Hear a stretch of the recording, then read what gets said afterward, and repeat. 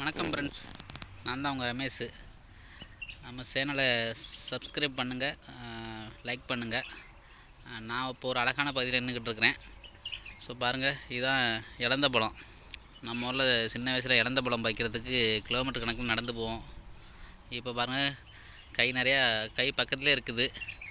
ஒரு குலுக்கணும்னா கொட்டுது கீழே, பட் திங்கிறதுக்கு ஆள் இல்லை.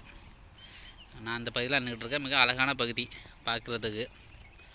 அதை பாருங்கள், ஃபுல்லாக இது ஃபுல்லாகவே நான் இலந்த பழம் மரம் தான். பாருங்கள், தரையில் கொட்டி கிடக்கிறது பாருங்கள்.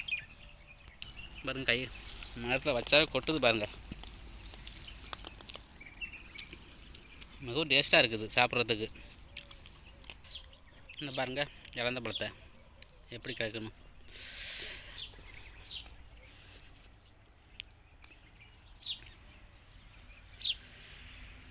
நல்லா டேஸ்ட்டாக இருக்குது ஃப்ரெண்ட்ஸ்.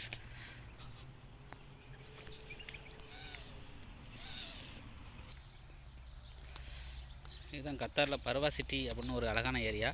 பார்ப்பதற்கு எழிலூட்டும் மிக அழகான பகுதி. இந்த பாருங்கள், பேருந்து போகிறது.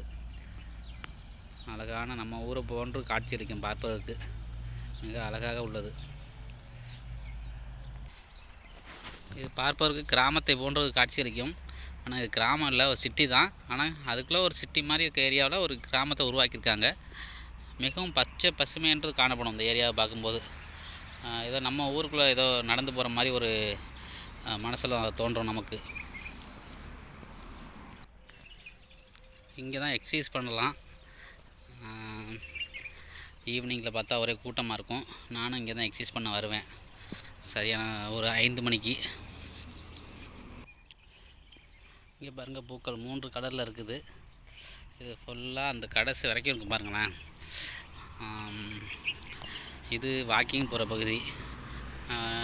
இது கிட்டத்தட்ட ஒரு 3 கிலோமீட்ரு போகும். இந்த ரோடு ஒரே ஸ்ட்ரைட்டாக போகும். இந்த பாருங்கள், அந்த லாஸ்ட்டு இப்போ தான் பேரிச்சம்பழம் காய்க்க ஆரம்பிச்சிருக்குது. இன்னும் கொஞ்சம் நாள் கழித்து பறித்து சாப்பிட்லாம்.